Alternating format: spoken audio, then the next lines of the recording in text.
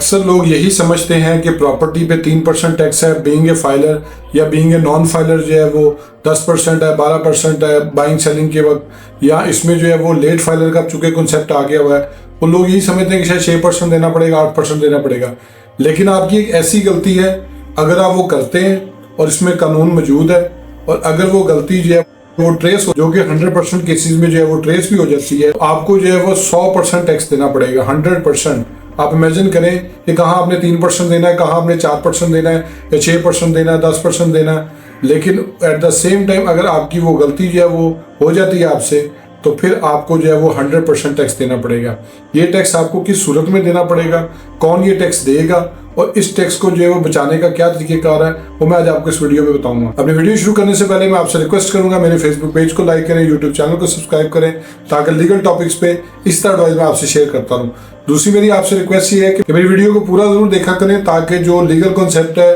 किसी किस्म की मिसकंसेप्शन है, वीडियो में मैंने टॉपिक में कवर की होती है, वो जब आप पूरी वीडियो देखेंगे तो आपकी वो प्रॉब्लम सॉर्ट आउट हो जाएगी और इसमें आपको मजीद किसी चीज़ की जरूरत नहीं पड़ेगी। तो अब आ जाते हैं अपने टॉपिक की तरफ कि ऐसी कौन सी सिचुएशन है कि जब आपको जो है वो 100% टैक्स देना पड़ेगा और इसकी वजह क्या है। तो इसमें हमारे एक इनकम टैक्स ऑर्डिनेंस में एक सेक्शन है, सेक्शन 75A, जो कानूनी तौर पे हर शख्स को पाबंद करता है कि अगर वो प्रॉपर्टी लेने जा रहा है और उस प्रॉपर्टी की जो वैल्यू है वो 50 लाख रुपए से ज़्यादा है, तो उसको हर सूरत जो है वो पेमेंट उसकी जो करनी है वो थ्रू चेक करनी है, थ्रू पे ऑर्डर करनी है, थ्रू क्रॉस चेक करनी है, या उसने डिमांड ड्राफ्ट बना के देना है। तो उस सूरत में उसके पास कोई ऑप्शन नहीं है। अगर उसकी प्रॉपर्टी जो है वो 50 लाख रुपए से ज़्यादा वैल्यू की जो वो परचेज करने जा रहा है, तो उसको एज ए बायर हर सूरत में जो है उस प्रॉपर्टी की जो वैल्यूएशन है, जो 5 मिलियन है, उससे ज़्यादा अगर उसकी प्रॉपर्टी बनी तो उसने इन मोड्स के अंदर जो है वो पेमेंट करनी, जो मैंने अभी आपको बताया।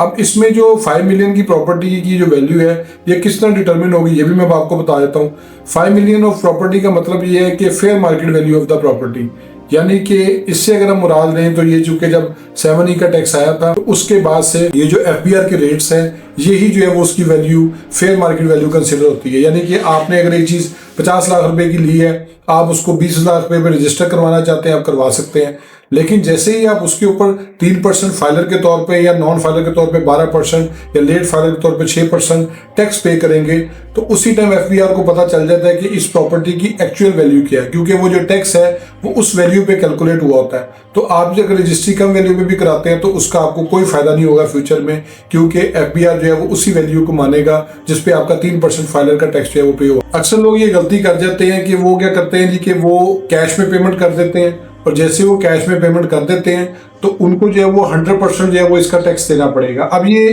टैक्स कैलकुलेट कैसे होगा वो भी मैं आपको बता देता हूँ। प्रोसीजर ये है कि एक टैक्स होता है कैपिटल गेन टैक्स। अब वो सिर्फ और सिर्फ सेलर ने देना होता है, यानी कि अगर एक शख्स है वो प्रॉपर्टी बाय करता है, वो कैश पे बाय कर लेता है और वो उसमें जो है 50 लाख रुपए से ऊपर की वैल्यू थी उसकी, उसके बावजूद उसने कैश पे बाय किया।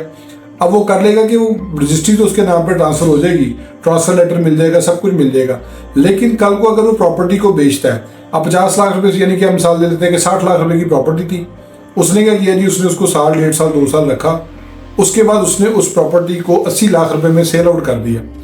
अब वो जो 20 लाख रुपए है ना, उस 20 लाख के ऊपर उसने जो प्रॉफिट अर्न किया है वो उसकी इनकम है। इसके ऊपर जो टैक्स कैलकुलेट होकर लगता है वो कैपिटल गेन टैक्स होता है, और वो सेलर ने at the time of selling of the property जो है वो पे करना होता है। पहले जब उसका स्टेटस था वो बायर का था,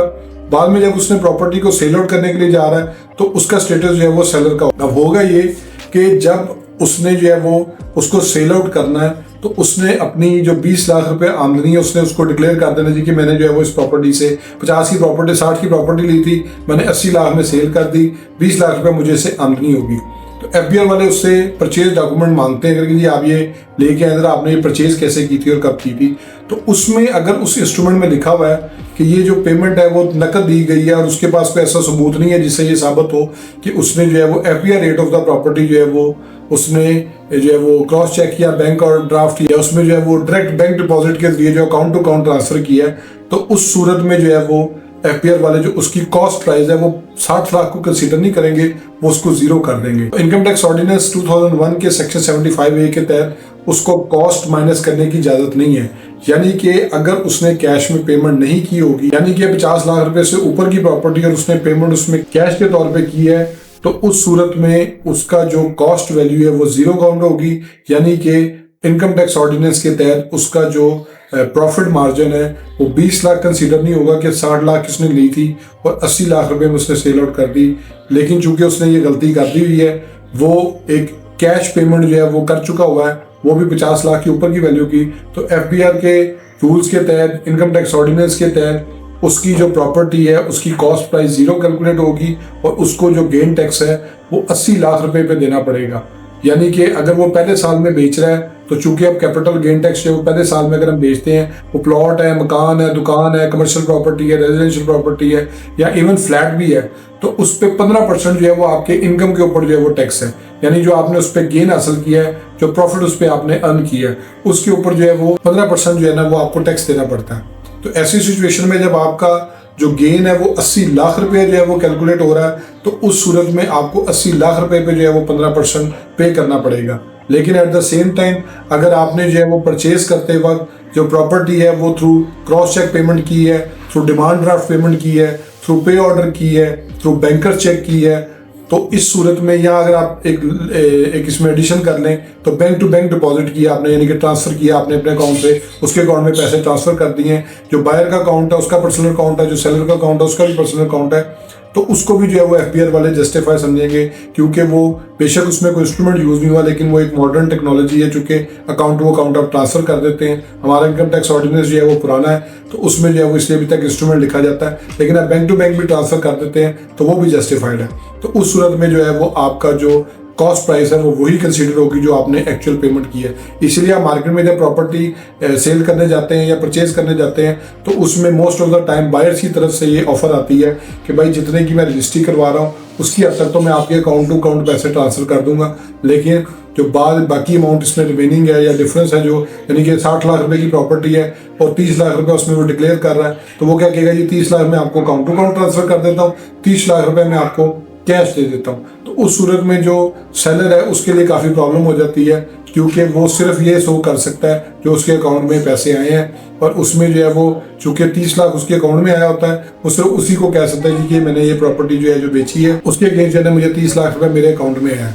इसके अलावा उसके पास कोई ऑप्शन नहीं है वो ये साबित कर सके कि जो पैसे उसके अकाउंट में आ रहे हैं उसके अलावा अगर कोई अमाउंट है तो उसको जस्टिफाई कर सके, क्योंकि जो कैश अमाउंट है उसको हमेशा से साबित करना पड़ता है, उसके ऊपर कोई भी जो है वो ये लेके नहीं चलता कि आपको जो है वाकई कैश पेमेंट आई होगी। तो आपने इस गलती को अवॉइड करना है, आपने किसी सूरत भी जो है वो कैश पेमेंट नहीं करनी अगर आप प्रॉपर्टी को खरीदने जा रहे हैं। तो होप्स आपको ये वीडियो पसंद आई होगी। मेरे फेसबुक पेज को लाइक करें, यूट्यूब चैनल को सब्सक्राइब करें, ताकि लीगल टॉपिक्स पे इस तरह एडवाइस मैं आपसे शेयर करता रहूँ। Thank you for watching.